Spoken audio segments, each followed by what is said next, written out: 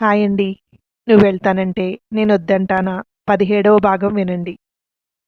ఫోన్‌లో నా well wisher అన్నట్టు మాట్లాడారు. ఇప్పుడు చూస్తే కిరణ్ ఎలాంటివాడో, అతన్ని చేసుకుంటే మీకేమేమి ఇబ్బందులొస్తాయో అని తెలుసుకోవడానికొచ్చినట్టు అనిపిస్తోంది నాకు అంది మధు. ఇప్పటికీ నేను మీ వెల్ విషర్‌నే. ఇప్పుడు చెప్పండి. మీరు కిరణ్‌తో కలిసి ఉంటాను అని ఒక్క మాట? మీ ఇద్దరిని కలిపి నేను సంతోషంగా వెళ్ళిపోతాను అంది స్వప్న. మీరు పెళ్లి చూపుల్లో కిరణ్‌ని చూసి ఇష్టపడ్డారా? అందుకే ఇక్కడి వరకు వచ్చారా? అంది. లవ్ ఎట్ ఫస్ట్ సైట్ అంటారు కదా! అలానేనా? ఏమో! నాకు తెలియదు కానీ, ఒకవేళ చేసుకుంటే అనిపిస్తోంది అంది స్వప్న. నా ప్రేమ ఎలాగూ గెలవలేదు. మీ ప్రేమను గెలిపించుకోండి. నేను మీకు అడ్డురాను అంటూ కిచెన్‌లో నుండి బయటికి వెళ్ళింది. తిన్నగా బెడ్‌రూమ్‌లోకి వెళ్లి పడుకుంది. అంతవరకు బయటికి రాకుండా అడ్డుకున్న పంతం సడలి జలజలా జారింది కన్నీరు. ఆ రోజు కిరణ్ నన్ను విసుక్కుని బెడ్‌రూమ్ డోర్ క్లోజ్ చేసుకుని పడుకుంటే, పరాయి దానిలా అలా సోఫాలోనే ఉండిపోయాను. ఇప్పుడు ఈ రూమ్‌లో పడుకున్నాను. తొందరలోనే పూర్తిగా బయటికి వెళ్ళిపోతాను. రోజు ఏదో దానికి గొడవ. అది పెరిగి పెరిగి పుండులా అయ్యింది హృదయం. భరించలేను అనిపించింది. బయటికి వెళ్ళిపోవాలి అనే నిర్ణయాన్ని చెప్తే, వెళ్ళేది ఇప్పుడే వెళ్ళు అన్నట్టు మాట్లాడాడు. దాంతో తిరిగి అతని మొఖం చూడకూడదు అనిపించింది. విడిపోవడానికి సిద్ధపడే వెళ్ళాను. ఇప్పుడేంటి వీళ్ళిద్దరూ కలుస్తారు అనుకుంటే, మళ్ళీ మానిన గాయం రేగుతోంది. వద్దు అనుకున్నప్పుడు ఆ ప్లేస్‌లోకి ఎవరొస్తే ఏంటి? బీ స్ట్రాంగ్ మధు అనుకుంది. లేచి వెళ్ళి ఫేస్ వాష్ చేసుకుని వచ్చి కిచెన్‌లోకి వెళ్ళింది. అక్కడ కిరణ్ వచ్చిన మనస్పర్ధలన్నీ నెమ్మదిగా ఒక్కొక్కటి తొలగిపోతున్నాయి అనుకునే టైంలో ఈ స్వప్న రావడంతో కథ మళ్ళీ మొదటికొచ్చింది. ఈ అమ్మాయి నుండి ఎలా తప్పించుకోవాలి? మధు ఫ్రెండ్ అంటుంది. మళ్ళీ అంతలోనే ఏదో నాపై ఇష్టం ఉన్నట్టు మాట్లాడుతోంది. ఈ అమ్మాయి ఏంటో అర్థం కాదు. అమ్మకు ఫోన్ చేస్తే స్వప్న ఇలా వచ్చిందని నాన్న ఎగిరి గంతులు వేస్తాడు. తమ కులం అమ్మాయి నన్ను వెతుక్కుంటూ వచ్చింది అంటే ఇద్దరికీ పండగే.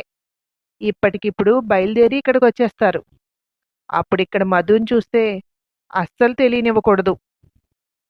అప్పుడు వద్దని ఇంట్లో నుండి బయటికి గెంటినంత పనిచేసింది. ఇప్పుడు మళ్ళీ ఏంటిది? నన్నెందుకు ఇష్టపడుతోంది? తన ఫ్రెండ్ భర్త అని తెలిసి తన ముందే అలా మాట్లాడుతోంది అంటే అసలెలా అర్థం చేసుకోవాలి ఈ అమ్మాయిని? మధు ఇదంతా కనిపెట్టలేకపోతోందా? లేదంటే తనకి నేను వద్దు కనుక ఎవరిష్టపడితే ఏంటి అనుకుంటోందా? అమ్మో! ఇలా ఆలోచిస్తూ కూర్చుంటే పిచ్చెక్కిపోతుంది అనుకుంటూ హాల్లోకొచ్చాడు. అప్పుడే మధు కిచెన్‌లోకి వెళ్తూ ఏమైనా హెల్ప్ చేయనా? అని అడుగుతోంది స్వప్నని. అయిపోవచ్చింది. అన్నీ టేస్ట్ చేసి ఎలా చేశానో చెప్పాలి. నాకు ఆకలేస్తోంది. తినేద్దామా? అంది స్వప్న. ఇంకా టైం ఎంతయిందో? అంది మధు. తినటానికి టైంతో పనేముంది? ఆకలేస్తే తినేయడమే. నేను తింటున్నాను. ఇంటికొచ్చిన గెస్ట్ తినేస్తోంది. మమ్మల్ని వదిలేసి అనుకోకూడదు. అంది స్వప్న. ఇది బెస్ట్. ఎవరికి ఆకలేస్తే వాళ్ళు తిందాం. అంది మధు. అలా అని నేను చేసిన వంటని తినడం మానేద్దామనా? అస్సలు కుదరదు. అందరూ కలిసే తిందాం అంది. ఒక్క 10 నిమిషాల్లో ఇవన్నీ తీసుకొచ్చి టేబుల్ మీద పెట్టేస్తాను. అంతవరకు మీరెళ్ళి టీవీ ముందు కూర్చోండి అంది. మీ ప్రేమ కిరణ్‌కి చెప్పడానికి ఎక్కువ టైం తీసుకోక్కర్లేదు. మీరు నన్ను మీరు మీరు అంటుంటే చాలు. విషయం అతనికి అర్థమైపోతుంది అంది మధు. అవును కదా! నేనసలు విషయం మర్చిపోతున్నాను. నువ్వు నా బెస్ట్ ఫ్రెండ్, బెస్ట్ ఫ్రెండ్. ఈరోజు ఈ మాటని బుక్‌లో 100 టైమ్స్ రాసేస్తాను. నేను తీసుకువెళ్ళి టేబుల్ మీద పెట్టనా? అంది ఆమె మాటకు అడ్డొస్తూ మధు. ఈరోజు పూర్తిగా నాదే. మీరే గెస్టు. సారీ, నువ్వే గెస్టు అంది స్వప్న. నవ్వుతూ బయటికి వెళ్తోంది మధు. ఎందుకు నవ్వుతున్నారో కారణం చెప్పి వెళ్ళాలి అంది వెనక నుండి స్వప్న. ఈరోజు కాదు. నేనెప్పటినుండో ఇంటికి గెస్ట్‌ని. ఇకెప్పటికీ గెస్ట్‌గా కూడా ఉండను అంది మధు. అలా వచ్చావా? అంటూ దగ్గరికొచ్చి చేతులు పట్టుకుని, నేనొకటి చెప్పనా మధు? మనం ఒక్కసారి ఒక నిర్ణయం తీసుకున్న తర్వాత దాని గురించి పదే పదే ఆలోచించి మనసుని కష్టపెట్టుకోకూడదు. ముఖ్యంగా ఇప్పుడు నువ్వున్న పరిస్థితుల్లో. ఎంత సంతోషంగా ఉంటే అంత మంచిది నీ బిడ్డకి అంది. అది నా కడుపులో ఉంది. అని తెలిసేసరికే నా దగ్గర సంతోషం లేదు. అందుకని సంతోషం విలువ దానికి తెలీదు అంది మధు. అర్థం కాలేదు అంది స్వప్న. అంటే ఫస్ట్ హ్యాపీగా ఉన్నామనుకోండి, దానికి అలవాటు పడతారు. తర్వాత మనం కష్టపడుతుంటే అది కష్టమని తెలుస్తుంది. ఇప్పుడు మొదటి నుండి ఉన్నది ఒకటే కదా అంది. నన్నందరూ మంచి మాటకారి అంటారు. మిమ్మల్ని చూసి, మీ మాటలు వింటే ఆ మాటని వాపస్ తీసుకుంటారు. చాలా లోతుంటుంది మీ మాటల్లో. బావుంది అంది స్వప్న. ఆ మాటలే నన్ను ఈ పరిస్థితికి తీసుకొచ్చాయనుకోవాలి. నేనిలా లొడలొడ వాగకపోతే ఆ రోజు కిరణ్‌కి నేను నచ్చేదాన్ని కాదు. అప్పుడతను నన్ననడు, నేనతన్ని అనడం ఇవన్నీ ఉండేవి కావు అని బయటికొస్తూ ఆ రోజు ట్రైన్ పరిచయాన్ని అక్కడితో మర్చిపోకుండా అతనితో మాట్లాడాలి అని ఎదురుచూసి, అతను మాట్లాడితే పొంగిపోయి, పెళ్లి చేసుకుందామంటే అమ్మా నాన్నకి కూడా చెప్పకుండా జరిగిన సంఘటనలు కళ్ళ ముందు కదులుతుంటే వెళ్ళి సోఫాలో కూర్చుంది. కళ్ళు టీవీ చూస్తున్నాయి. కానీ మనసు ఏదో ఆలోచనలతో నిండిపోయి ఉంది. మధు అంటూ గట్టిగా దగ్గరకొచ్చి పిలిచింది స్వప్న. ఉలికిపడింది మధు. పిలుస్తుంటే వినిపించుకోవట్లేదు. ఎక్కడ ఆలోచిస్తున్నావు? భోజనం చేద్దాం వచ్చేయి అంది. మీరిద్దరూ తినండి. నేను కొంచెం సేపు ఆగి తింటాను. నేను తింటుంటే కూడా మధ్యలో నాకు వామిట్స్ అవుతాయి. తింటున్న మీకు కూడా ఇబ్బందిగా ఉంటుంది. మీరిద్దరూ తినేయండి. నేను ఆగి తింటాను అంది మధు. ష్యూర్ అంటూ ఇంకా దగ్గరగా జరిగి, తర్వాత ఫీల్ అవ్వవు కదా అంది. ఏమీ అవను. ఇద్దరూ తినండి. మొదటిసారిగా మీ చేతి వంట టేస్ట్ చేస్తున్నాడు. ఖచ్చితంగా పొగుడుతాడు. ఎంజాయ్ చేయండి అంది మధు. దగ్గరగా వంగి, నిజంగా పొగుడుతాడా? ఎలా పొగుడుతాడో వినాలనుంది. ఎలాగైనా మగవాళ్ళు మన వంటను మెచ్చుకుంటే భలే కిక్కొస్తుంది అని వెళ్ళి ఇద్దరూ కూర్చొని తింటున్నారు. ఏవేవో చెప్తోంది స్వప్న. తన చిన్నప్పటి సంఘటనలన్నిటిలోనూ మధుని కలుపుతూ, ఇద్దరూ ఇలా చేసేవాళ్ళము, అలా చేసేవాళ్ళము అంటూ. ఈ అమ్మాయి మంచి నటి. తన పెర్ఫార్మెన్స్ అంతా ఇప్పుడే చూపించేస్తోంది. అలా వాళ్ళిద్దరినీ చూస్తూ నేను కిరణ్ జీవితంలోకి రాకపోతే ఈ పాటికి వీళ్ళిద్దరికీ పెళ్ళయి ఉండేది. ఇప్పుడైతే మాత్రం ఏమైంది? వాళ్ళ అమ్మా నాన్నకి ఇష్టమైన అమ్మాయి కదా! ఆలోచనల నుండి బయటకొచ్చి చూస్తే స్వప్న తన్నే చూస్తోంది. ఏంటి అన్నట్టు కనుబొమ్మలు ఎగరేసింది స్వప్న. నవ్వుతూ ఇద్దరూ బావున్నారు అన్నట్టు వేళ్ళని చూపించింది. చిన్న చిరునవ్వు కనిపించింది స్వప్న ముఖంలో. ఇది టేస్ట్ చేయండి. ఎలా ఉంది? కిరణ్‌తో మాటలు కలుపుతోంది. ఈ అమ్మాయి ఖచ్చితంగా కిరణ్‌ని ఇష్టపడుతోంది. నా గురించి ఏంటో తెలుసుకుని కలిసుందామా? విడిపోతున్నామా లేదా? ఎప్పటికైనా మళ్ళీ వచ్చి కలుస్తామా? ఇలాంటివి పూర్తిగా తెలుసుకోవాలి అనుకుని ఉంటుంది. అందుకే వచ్చుంటుంది. కానీ ఫోన్‌లో ఎలా మాట్లాడింది? నాకేదో తను ఫేవర్ చేస్తున్నట్టు. మంచి నటి. మెచ్చుకొని తీరాల్సిందే అనుకుంది మధు. భోజనం అయిపోయాక ఇద్దరు ప్లేట్లు తీసుకువెళ్ళి కడిగి అక్కడ పెట్టి మధు దగ్గరికొచ్చింది స్వప్న. త్యాగం చేస్తున్నానని అనుకుంటున్నావా? అలా అనుకుంటే అది రాంగ్ తెలుసా? ఎందుకంటే నీ ఇష్టంతో నువ్వు పక్కకు తప్పుకుంటున్నప్పుడు నా గురించి త్యాగం చేసేదేముంది? నేను కాకపోతే ఇంకొకళ్ళొస్తారు ఆ ప్లేస్‌లోకి అంది స్వప్న. ఎందుకంత తొందర నీకు?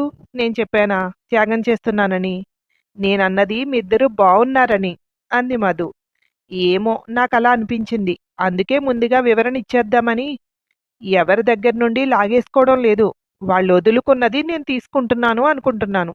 నువ్వేమనుకుంటున్నావో అని అంది. దీన్నే భుజాలు తడుముకోవడం అంటారు తెలుసా? నేనేదో అనుకుంటున్నానేమోనని ఆలోచన మానేయ్ నువ్వు. నువ్వేం చేద్దామనుకుంటున్నావో అది చేసేయ్. నీకు ఎవ్వరూ అడ్డు చెప్పేవాళ్ళు లేరిక్కడ అంది. ఏమో నాకనిపించింది చెప్పేశాను. నీలా ప్రతిదీ మనసులో దాచుకునే అలవాటు నాకు లేదు. ఏదైనా ముఖం మీద కుండబద్దలు కొట్టినట్టే.